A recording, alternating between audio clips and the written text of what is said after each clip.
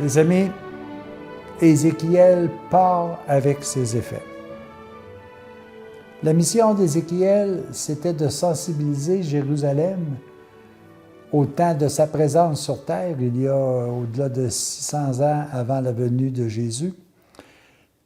Son message, sa mission était de venir dire au peuple de ce temps, mais aujourd'hui à chacun de nous, que nous puissions, que nous vivons dans un monde d'idolâtrie.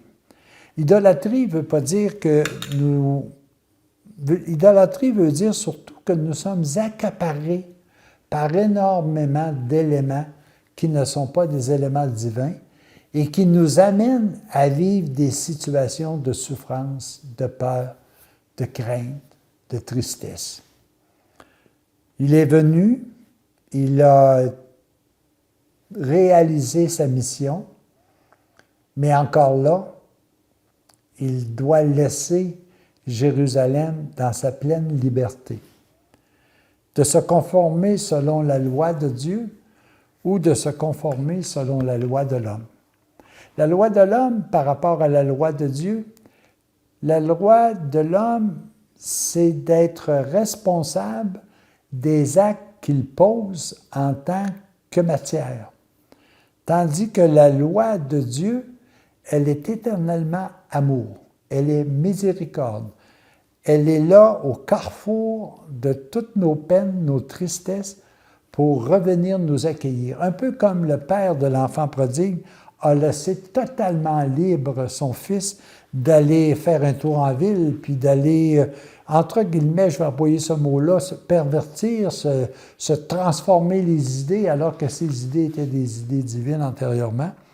Mais il est toujours resté à attendre qu'il revienne de lui-même, parce que chacun de nous, nous sommes libres. Après avoir accompli sa mission, Ézéchiel prend tous ses effets et quitte. Il a fait sa mission, il a averti, maintenant il doit laisser les gens libres. Vous savez, aujourd'hui, il y a quelques jours, notre pape François nous a quittés. Et ça me fait penser un peu à la mission qu'il avait. Quelle était sa mission? Sa mission, c'était de venir nous dire que ce qui est important, c'est d'aimer et d'être aimé. C'était de nous dire que nos non-partages, nos idées de surconsommation, nos abus de pouvoir, notre esclavage, qu'il soit économique ou autre, tout ça n'était pas des solutions pour rendre heureux. Il est venu, il a donné son message. Maintenant, Dieu lui a tout simplement dit, « Écoute, François, tu as fait ce que tu devais faire. Je t'ai dit de présenter à la population de ton temps ce qu'ils doivent faire. Maintenant, ils sont libres d'agir selon le message que tu leur as donné. Mais toi, tu as accompli ta mission. Je te rappelle à moi.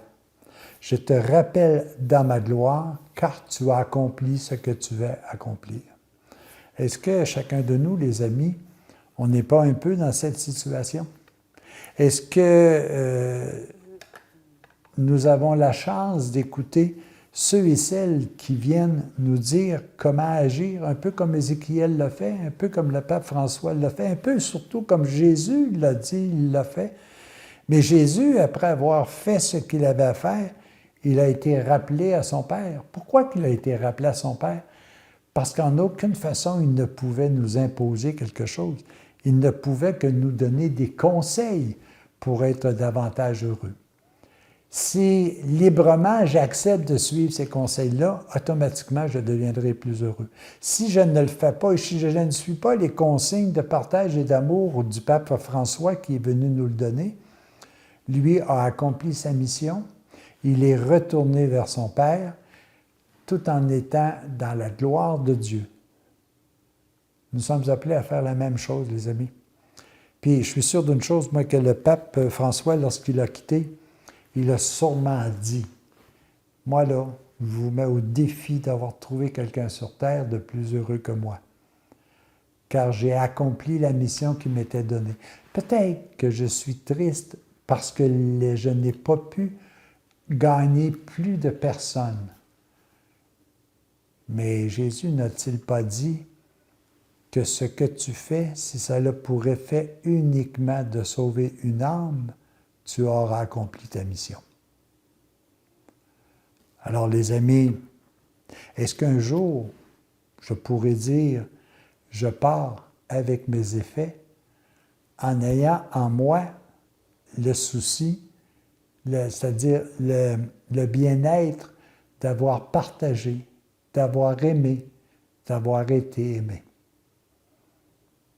Peut-être qu'un jour, chacun de nous pourra mettre notre nom en avant, puis dire Michel, Lisette, Francine, Caroline, peu importe. Je pars avec mes effets, car j'ai accompli la mission qui m'était donnée. Bonne réflexion, les amis.